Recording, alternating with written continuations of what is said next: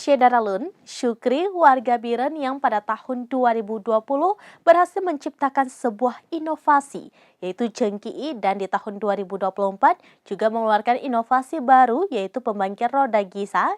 Kini ia kembali mengeluarkan produk inovasi terbaru yang tak kalah bermanfaatnya. Syedaralun Syukri, 47 tahun, warga desa Cojrat, Kota Juang, Biren, yang telah sukses dengan produk rancangannya Jengki tahun 2020 lalu dan pembangkit roda Gisa tahun 2024, kini memproduksi pembakar sampah dan menghasilkan pupuk. Produk baru juga bekerja sama dengan Posyantekes Desa Cojrat.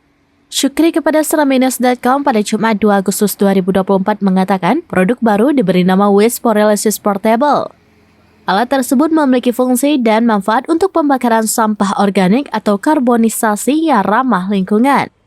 Ada 3 jenis mesin produksinya dan fungsinya masing-masing ada untuk mengolah sampah organik, sampah plastik, dan sampah sisa makanan atau buah-buahan. Menggunakan produk tersebut atas hasil pembakaran, termolisis, dan anaerobik, masing-masing jenis sampah dapat menghasilkan produk berupa sampah organik yang menghasilkan pupuk organik padat. Selain itu, biokar asap cair atau liquid smoke dapat digunakan sebagai pupuk organik cair dan pestisida organik. Perangkat mesin sampah plastik menghasilkan bahan bakar minyak sintesis, baik jenis kerosen, gasolin, dan diesel untuk menghidupkan mesin, namun bahan bakar olahan sampah plastik tidak bisa digunakan untuk kendaraan. Produk ketiga adalah mesin pengolah limbah makanan, sayuran, buah-buahan, dan sejenisnya, menghasilkan biogas dan pupuk cair.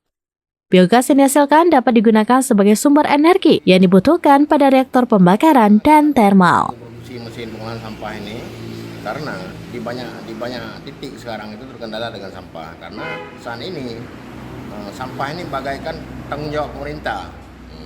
Jadi kami berpikir ini harus ada solusinya, sehingga kita berpikir ini untuk membangun mesin ini. Jadi mesin ini kita bangun dalam bentuk custom dan full set. Kalau untuk custom, untuk pengolahan sampah organik dan menghasilkan pupuk organik padat, pupuk organik cair, dan juga pestisida organik. Yang kedua, jenis sampah plastik itu menghasilkan minyak.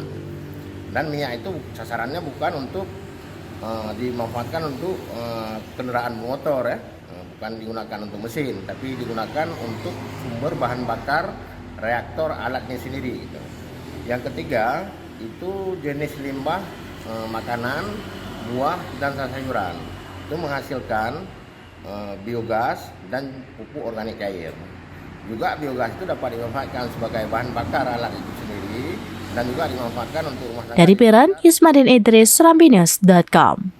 Demikian informasi terkini Syedaralun. Saksikan terus beragam informasi lainnya. Jangan lupa like dan share seluruh akun seramminus.com. Download Tribun X sekarang. Menghadirkan lokal menjadi Indonesia.